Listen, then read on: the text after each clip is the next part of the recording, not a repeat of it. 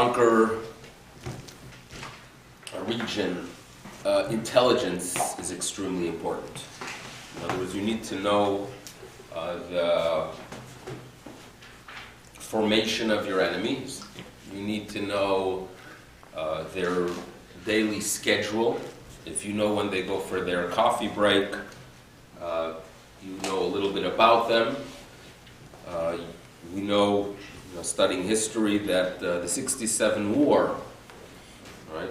A lot of planning went into it, and among the many details, intelligence given to the Israelis was the fact that at 7:45 a.m. is the change of the shift. There are planes. Egyptian planes were what did they have? They had Russian MiGs. The MiGs they had, correct. You were there. You were. No, I was alive then. That we know. He's been resurrected. So the Russian MiGs would take, rides through the skies, and then at 7:45 they would come back, and they would have their coffee break with the pilots designated for the next shift. So at 7:45 the planes are on the ground, and the Israelis went. They bombed the runways, bombed their planes, and Shalom al Yisrael. The Yom Kippur War was the total opposite. We had the Egyptians who were extremely well prepared. They knew exactly the proper date when the Israelis are not present in their bunkers.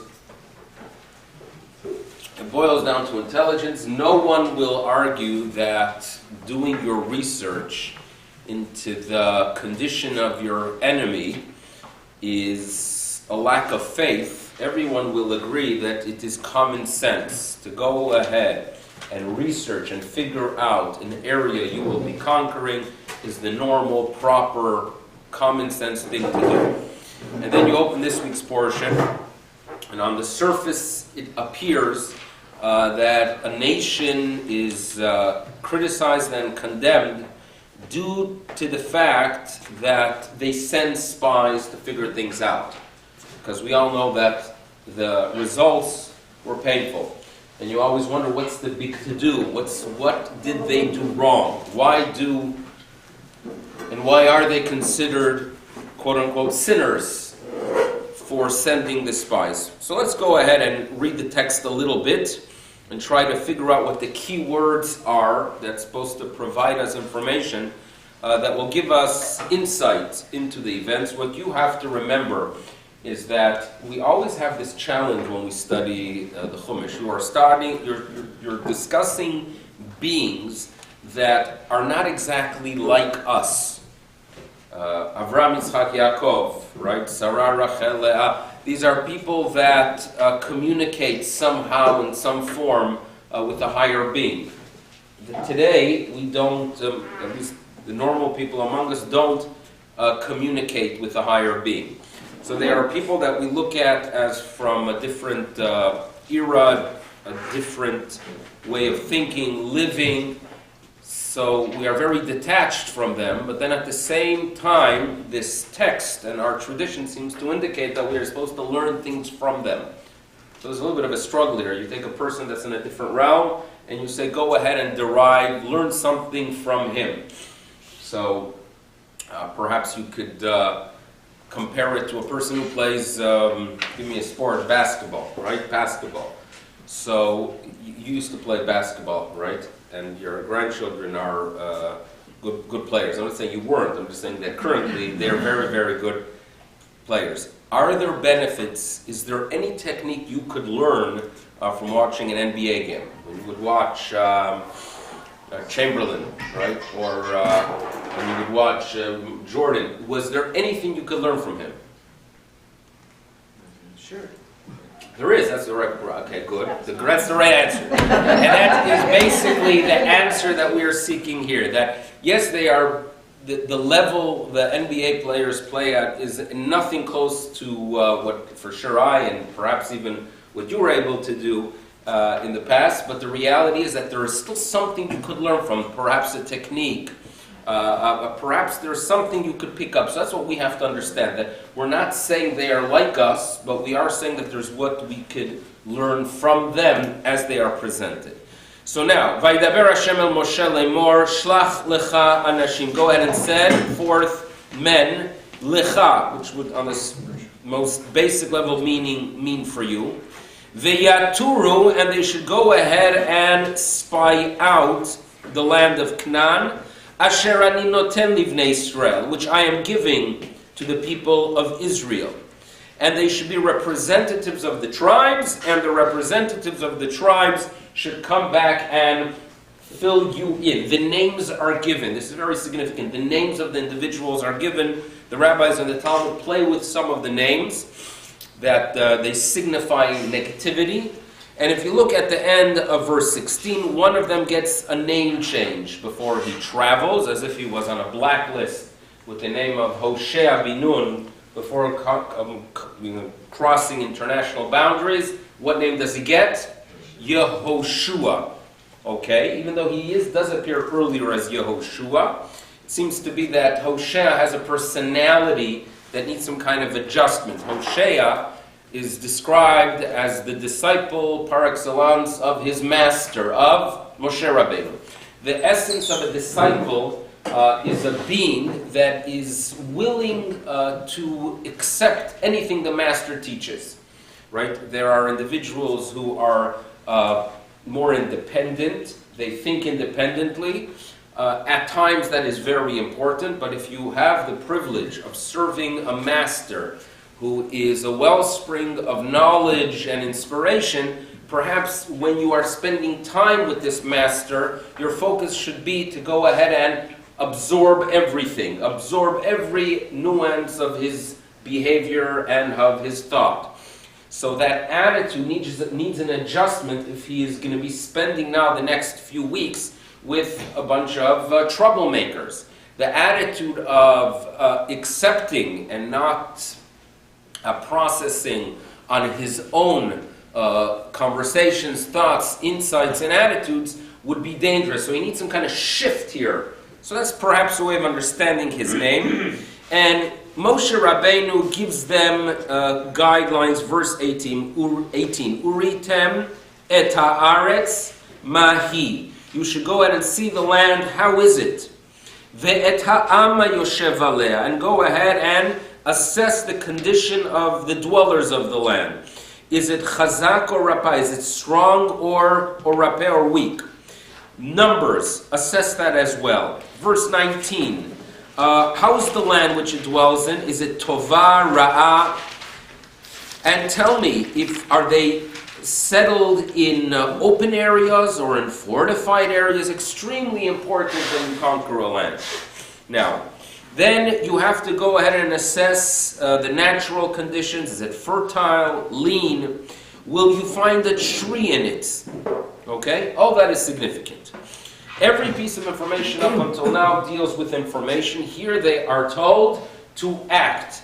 And if I am looking for words, key words, to give me a bigger picture of what's happening here, the words that appear at the end of verse 20 are extremely significant. And they are told, Vehit chazaktem, you should go ahead and strengthen yourselves. Strengthen yourselves. Ulekachtem mipri haaretz, and take from the fruit of the land. You have to strengthen yourselves before you take the fruit. In other words, before you go ahead and pick the item that's going to be described soon, roll up your sleeves, and then you take it. What's the requirement of strengthening yourselves? Okay, they're going to have to schlep it. They won't be able to travel light anymore. But there must be more to it, and therefore I am identifying these words as key words. It could be the second half of this statement is actually giving them a little bit of a hint what fruit they should bring back. Because the Torah tells us that the days were the season of the first ripe grapes, Yamim, Yemei, Bikurei Anavim, indicating that the fruit of choice, the fruit that would be on sale during that period of time, the fruit that would really indicate the magnificence of nature and of that land would be the grapes. Now, last year we had a whole discussion what the grape symbolized, the switch from grape to wine, but for now what we know is that they are told to vehit chazaktem. For some reason, by taking the fruit, you have to be mitchazek, you have to strengthen yourselves. They do the following. They enter the land in verse 21. They first go up through the Negev, and they arrive in Hebron.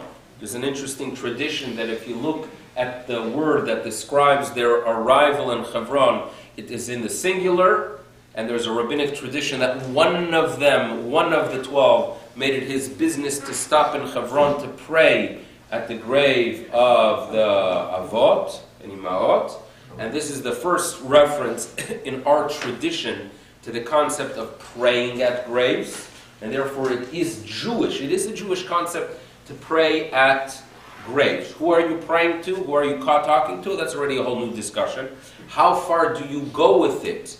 That also is a massive, a very significant area in Jewish thought, that there are some members of our religion, of our faith, that place a tremendous amount of emphasis on visiting graves. There are people that when they're touring Israel, that is on their to-do list. I have at home a map that I got from the Ministry of Tourism, and it's called the Map of Israel for the Jewish Visitor. So, it didn't have exactly where on Lake Kinneret I should try walking on, but it had more information about graves, and it was a significant point of telling me where graves are in Israel. No question part of our tradition. The question is, how far do you go with it? In other words, does that become the main goal of your visit? Do you go out of your way? Is there more to learn from live people, perhaps? A lot of the graves, and this is something you have to be careful who you say this to, I'm not sure if all the graves they believe are actually graves of people, are actually those people at all. Now, this could be considered heresy in some communities, so be careful who you say it to. Yeah, you don't have to delete it, but just like if you could fast forward, if you could skip minute 6. And the reason is that they were discovered by someone who identified many of them in the 16th century with a divine spirit. So there are different schools, what attitude we take. There are those who believe in it and accept it. There are those who are more, they question it. Okay, different schools exist, but no one could take away that general idea that there is a benefit of going to a kever Rachel. There is a benefit in going, and it's among the many good things that Judaism offers if you put it into the right perspective. Indeed, it's interesting that I was going through halachic literature from the 17th century, and it mentions there of people students that would come to Israel for an extended period of time for the zihara, and they would come for the zihara, and their question was, they live outside of Israel, they're spending time in Israel for the zihara. During their zihara period, there's a yom tov, do they keep 1 or 2 days? That's the discussion. What is a zihara, we ask? What is a zihara? I had no idea what a zihara is, but Google knew a little bit more than me. So I go to Google, and zihara is actually derived that Muslims, they would make tours to different places and visit graves. So it's a Muslim tradition to do a zihara from grave to grave to grave. So there are communities among us that adopted it to do a zihara, right? So when a person goes and tells you he went from grave to grave to grave, you could say to him, if you want to agitate him, you could say you're doing a zihara. Or the truth is, you could say that you are following what we find in our tradition, but like everything in Judaism, if a concept exists, if you blow it out of proportion and make it all of the religion, it looks a little bit foreign. And that's what we try to do, to have a complete view of our Judaism, to know what is Jewish, what's not Jewish, and how much we emphasize on these things. That's the picture we try to get. In Israel, there are those who leave Israel, for example, to go visit graves in Europe, and there are others who believe that you're not supposed to leave. Israel is a holy land. Israel is a homeland of the people of Israel. And there are people I met, from the Haredi community that would say they would never leave in a million years, believing it's absurd to leave Israel to go visit a grave in the Ukraine, right? But to go visit a grave in the Ukraine, you're seeking holiness, so, look out your front window. There's actually a tradition that someone turned to Reb Shlomo Zalman Auerbach, the great posek, and they asked him about leaving Israel to visit a grave somewhere in Europe. And he said to him, if you are interested in visiting a grave of holy individuals, we are standing here in Beit Vegan, cross the street and go to Har Herzl. And at Har Herzl there are soldiers that gave their life to protect the Jewish state. Those are holy souls. You could daven there as well, which is a beautiful story. So that's what we have. They come to Hebron. And who do they meet in Hebron? Descendants of giants. Achiman, Sheshai, Talmai, which are Yelidei Anak, the mighty giants. People that you would be terrified by just seeing them. And then we are at some more information about Hebron is given to us. So stay in verse 22. What we learn is that they meet up with giants, scary warriors. So here you have a nation that's trying to figure out how to conquer the land. Who do they encounter? Terrifying beings, Gewalt. They come afterwards, verse 23, and we're going to see that as a reaction. Verse 23 is another key verse here. Vayavo ad nachal Eshkol. They come to the valley of Eshkol. And what do they do in the valley of Eshkol? Well, they were told to vehit chazaktem. They were told to strengthen themselves and take from the fruit of the land. But what do they do? Well, they do it, they vayichretu, they go ahead and they cut zmora, they go ahead and they cut this vine which had a cluster of grapes, Eshkol Anavim Echad, and they carry it. It's a large one. They need either two people holding a pole, as the Ministry of Tourism presents it, which is always something we discussed, which is fascinating, that the symbol of tourists to Israel are the worst tourists in the history of our nation. And then we have other traditions, but they take as well pomegranate and they go and take a fig. Verse 24. They just cut a grape. Well, guess what? La makoma ukara nachal eshkol. They named the valley Nachal Eshkol because al odot, due to the cluster of grapes that the children of Israel kartu misham bnei Israel. The word kartu, which is more than a cut, it's just to sever something, a complete detachment from its source. In tradition, when you talk about a soul that sins and is no longer attached to the body of the people of Israel, it's a term, karet, a very harsh word. So we go ahead and we say, and we use this term for the nebach, for the fruit that was detached, that was cut from the land, and this becomes so significant that Nachal Eshkol is not named after Levi Eshkol, but it's named after this Eshkol, this cluster of grapes. And you ask yourself, they go ahead and they cut a cluster of grapes, the next thing you know, the place is named after it. What's the significance of this cluster of grapes and this action of cutting it, that you name a place? I'm sure they're not the first people that ever cut grapes off a branch. Commentators struggle with it, but we're going to keep this in mind for our big picture to understand this whole section. A lot of the words here are very harsh words. When Lo Aleinu, a person, when Rivka is concerned that she's going to lose her children because they're going to be fighting, so what does she say? Lama, why should I go ahead and eshkol? Why should I go ahead and lose you? Like loss of a child. Karet, a very harsh word. Even the word nachal reminds us of the egla arufa, which was the decapitating of a young calf when there's a soul, when a person dies. There are very many harsh words in this verse. So this seems to be problematic, but remember, this will be used to figure out the complete picture. They returned 40 days later. Verse 26, it's report time. But they report not directly to Moshe. They report in the presence of the media and the whole Adat Bnei Israel. And they show the fruit. Verse 27, Vaisapru lo, they go ahead and report, and they say, Banu, yeah, we came ela aretz, asher shelachtanu, we arrived there, and guess what? It is indeed a land of milk and honey. So they start off with some truth. Everyone's tuning in now. And here is the fruit of the land.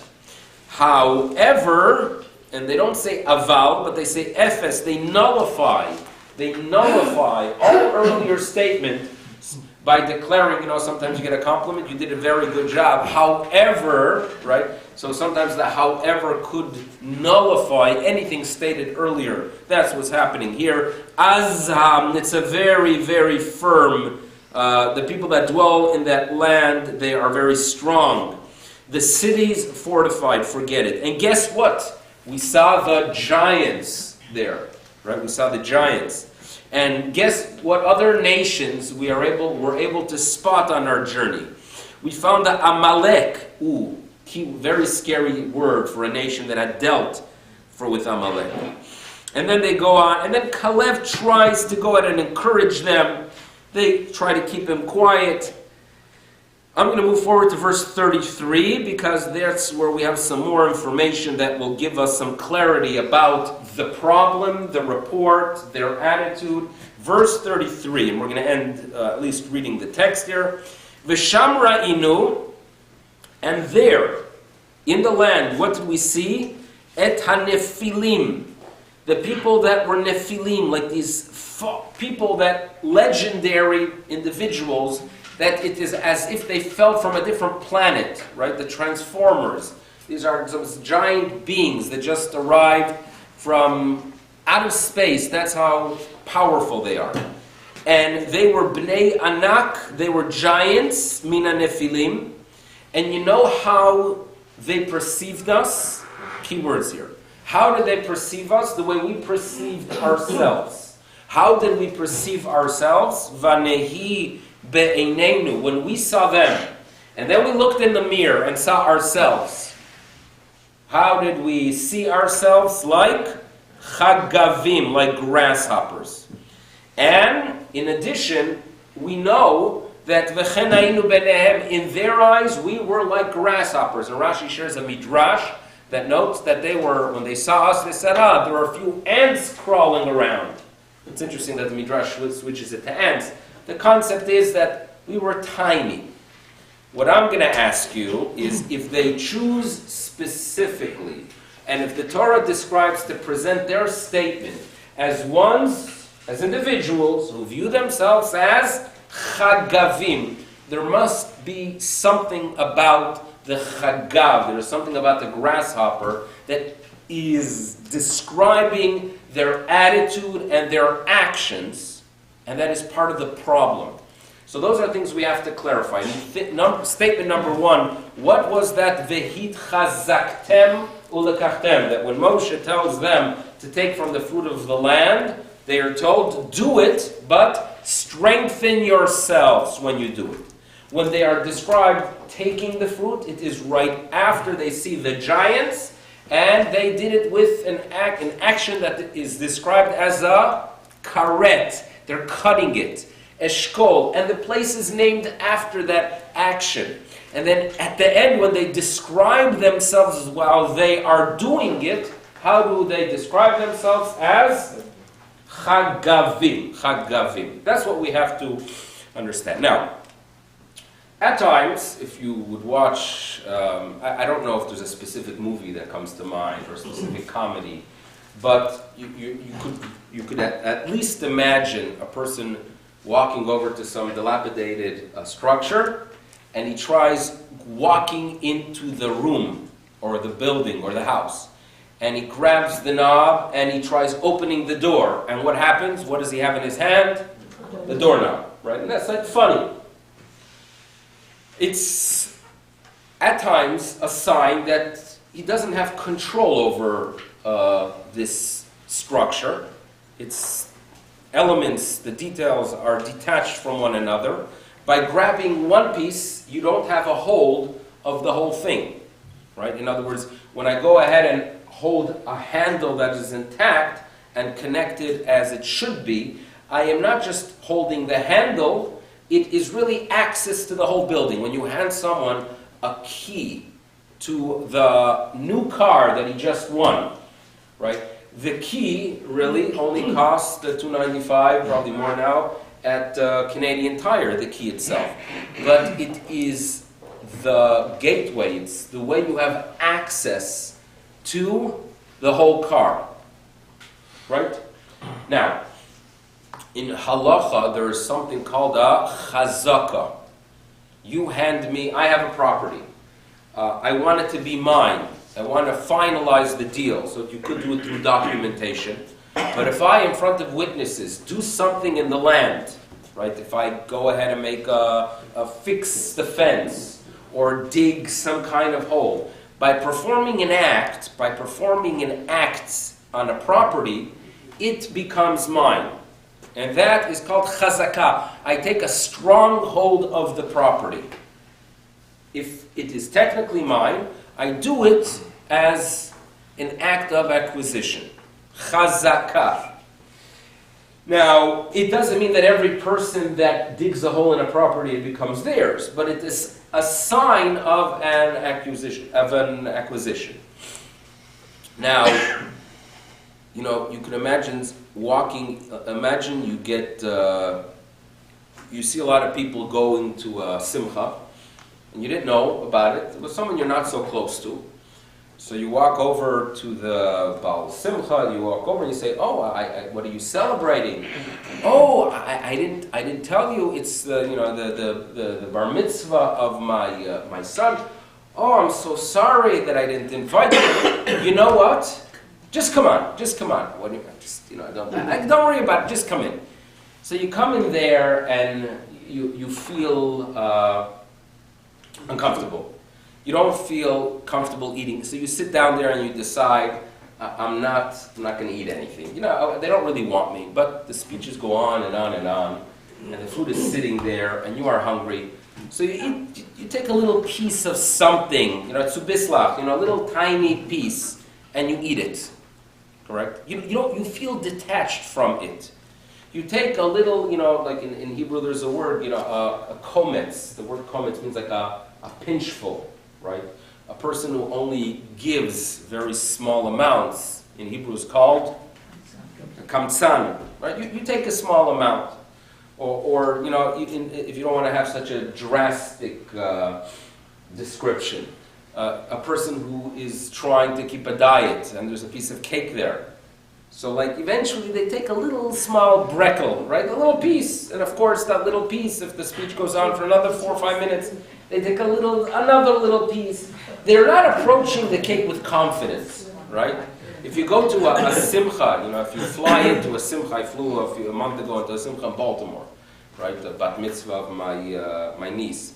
So when the food table was put out, I felt extremely comfortable. I schlepped in, right? I don't tell my brother, but I schlepped in all the way. I had to drive to Buffalo, right? Take a Southwest flight. We went with Miriam all the way to Baltimore. Rent a car. That was very, very nice of me. It's a good brother, but it was very nice of me. And I come in, I was starving. So when they finally opened, officials, whatever his name is, opens his, the table, I was very, very comfortable walking up there and ordering. There was no discomfort. I felt it was kuntmir, right? In other words, I schlepped in. I deserved to go ahead and have a meal. There was comfort, complete comfort. I felt like a balabos over the table. Afterwards, I was willing that others should take as well. But I felt comfortable over it. That's the opposite of the person who takes tzubislach. You see the concept, the difference between what is yours and entering in with that feeling that whatever I'm taking, I'm in some ways really even stealing. The lack of comfort that exists. It's very important that when things are yours, when they actually belong to you, be confident with it. We had a neighbor. We lived in Israel. It was in a neighborhood called Arzei Habira. So we lived there some 34 years ago, 33 years ago. And we had a neighbor who studied in the Mir Yeshiva. And he happened to have a car. At that time it wasn't common for individuals to have a car. He had a car. But he was a very kind individual and he was studying a lot there. So other of his colleagues in the yeshiva, if they would need a car, they would borrow it from him. And there were those who started feeling very comfortable with his car. And, one of them felt that every Wednesday morning it would be his. Another guy felt every Thursday afternoon belongs to him. So they would just come and take his keys. So he shared with us that one time he happened to need to go somewhere. And he turns to someone, one of the person who already reserved Thursday afternoon, and says, and the guy says, what do you mean you need the car? Don't you know that Thursday afternoon belongs to, I've been doing it already for 6 months straight Thursday afternoon. How can you take your car from me? So, there are times that even things that we own, you have to somehow figure out the nice words of, I know I feel bad, I know you've been using it. That's a problem when what belongs to you, you walk in as a kamsen, just picking little pieces out of it without the comfort. With this, we could have an understanding of what's taking place here. Yes, this is a nation that no longer will merit to have a supernatural entry into Eretz Israel as they crossed the sea, or as they left Egypt, or as they experienced the revelation at Sinai, because it is a nation that had a downfall. If you remember last week, it was complaining, right? They're no longer at that supernatural level. But you know what the Almighty wants us to know? That even if we are no longer on that level to merit revelation, to merit an entry which will be supernatural as the Exodus was, the Almighty is still with us. There is a God that is concerned about the welfare of the people of Israel. And therefore, if you view it as your land, and you walk in there with confidence, and the confidence is the result of your belief in that higher being, and your recognition that the higher being wants you to have that land, you will succeed.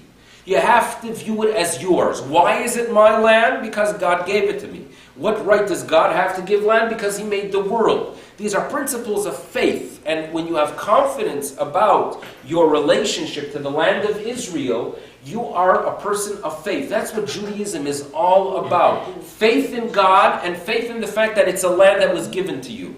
And if you have an attitude that you have to apologize for anything taking place in the land of Israel, and if we go ahead and build in Yerushalayim, you have to feel terrible that we're taking away territory that belongs to someone else. If you have that attitude that anything we get from the land is a little brekel, like the kamsen, that is a problem. That's a very significant problem. We have to enter the land, and we have to encourage ourselves. We have to strengthen ourselves. And what they were expected and what they should have done is walk into the land with confidence.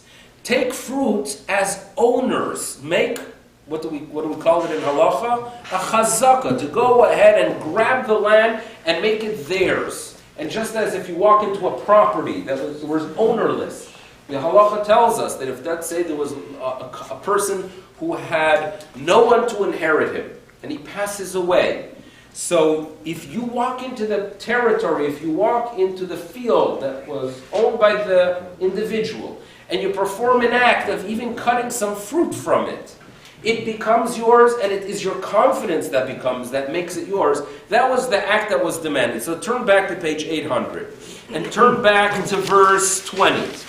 And you have to go ahead, God tells the people of Israel, and make what we call in halacha the chazaka, vihit chazaktem.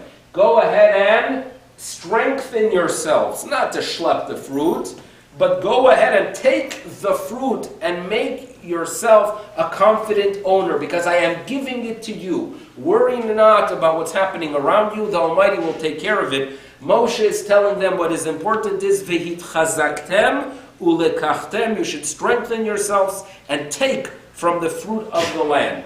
Grapes, well, the people of Israel are actually compared to a cluster of grapes. Grapes symbolize the pleasure of the physical world that you are supposed to use as a tool to connect to God. Wine symbolizes what we are all about. We sanctify the world and we develop a relationship with the higher being through wine. You could all put all the meaning into it, but that's what should have been done. They, on their way to get the grapes or to make that chazaka, who do they meet? The giants. And the giants make them panic. And how do they view themselves? They view themselves as these tiny beings that are not able to make a chazaka. They are not able to go out and feel the confidence necessary to acquire the land and to make it theirs. That is lacking because they saw the big fellows, right? The giants. So when they take it with a very negative attitude. They take it with an attitude that we are doomed. We are shkulim. We have a karet, nachal, and all of the words used in verse 23 that describes their arrival in Nachal Eshkol. And Nachal is a low-laying area because this is a low point of their journey, that they are lacking the faith. And in verse 23, Yavo ad Nachal Eshkol, they come to the valley of Eshkol, the Eshkol that's supposed to elevate you. And of course, Yeshuot Esad, you go ahead and you elevate the cup, you feel elevated, they feel like they are in a valley. And they take it out with an act of cutting karet, which symbolizes a detachment.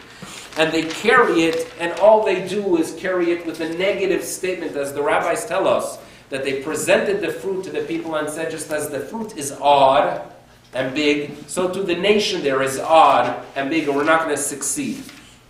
And now we have a level of understanding as to why the Torah tells us that valley gets the name due to this act. It's an act of weakness. They are told to make it as an act of chazak, of confidence. It is an act that is described right after they encounter the giants, and they are extremely concerned. It's an act of chorus. Now, so far so good.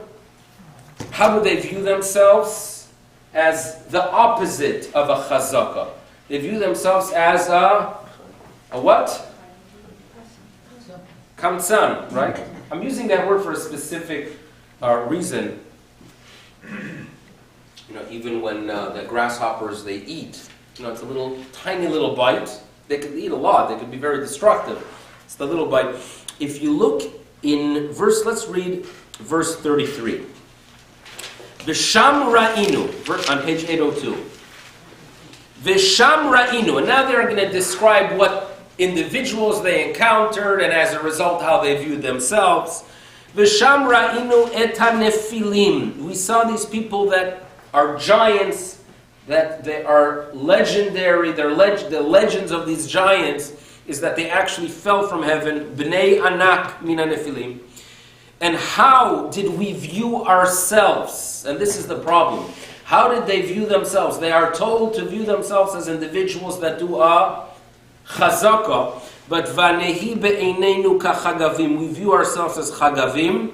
We view ourselves as these small grasshoppers, and as a result of the fact that we viewed ourselves that way, the giants viewed us that way as well. Now, I'm going to put you to work and look at the unkelus. Unkelus can be seen on the left to the text, and we're going to go through word by word. And as you know, the Aramaic is not just a random language, it's a language that is extremely close to the Hebrew language, and at times it gives us clarity into a meaning of the word. Aramaic is used often in the Tanakh itself, and therefore it's extremely significant. There are those who have a tradition that on a weekly basis they actually read the Aramaic. And we're going to go through word by word on verse 33. You with us? V'taman. The word taman means sham. In Aramaic, often when you see the taf, it is a shin. So like when you talk about an isha in Aramaic, it's an iteta, isha. That's a key word. Taman means sham. Chazinan. Chazinan. What's chazi? Is to see. Yat gavraya. The. Yat means the. Gvarim. The men. Bnei anak. That's easy. The sons of giants. Min gibaraya. From the mighty ones. The mighty ones. Vehavina. Now the reason I'm familiar with it is that the Talmud is written in Aramaic. So therefore I could read this because you could read Talmud. So vehavina, meaning we were. Be'einei nafshana, in the eyes of our own soul, how were they viewed? How did these spies view themselves? So the next word is supposed to be a chagav. How is it translated in Aramaic? Kikamtsin. We were like kamtsin. So what is a chagav? What is the grasshopper in Aramaic? Kamtsin. Okay? And it's interesting that when we talk about the story of Tisha B'Av in the Talmud, we talk about two individuals called Kamtsa ubar Kamsa. And there's a very strong relationship to it there as well. But here the key is, the chagav, the grasshopper, is called a kamtsa. The kamtsan is a person that takes things with absolutely no confidence. In no way does the Kamsan take things believing that it is his. He believes that he is somehow able to take a portion and then fly off. There is no attachment at all to the land. In no way does a taking of the Kamsa, the small portion, indicate your confidence in the land. They were supposed to go ahead and enter it with the confidence of Vehit Chazaktem Ulkachtem, to take it as a chazakah. When they see the giants, they feel this detachment, and therefore their action of taking is described as a chorus, a detachment, because they're not doing it correctly. And when they return, they say, you know how we viewed ourselves? We were so overwhelmed by the presence of these giants, these terrifying individuals, ones that will make it impossible for us to conquer the land, that we viewed ourselves as, yes, we took from the land, but we took it like the grasshopper taking things, like the kamsan, a little pinch of things. That's how we took it. And that was the problem. What they should have done is return with the report of confidence, God's giving it to us, and therefore our taking was step one of acquiring. By doing a chazakah, would have been their land, which would have been very beneficial for the future entry. Their attitude was lacking that confidence. Their attitude was that they viewed themselves as ones that don't belong there. They had to defend themselves, always on the defensive. Everything they did in the land, it was on the defensive, and that brought about the destruction and the unfortunate events that instead of entering Eretz Yisrael immediately with confidence in believing that it's our land given to us by a higher being, they entered the land after a 40-year period that was a painful loss for all those present during that period of time. Thank you so much, everybody, and have a good day.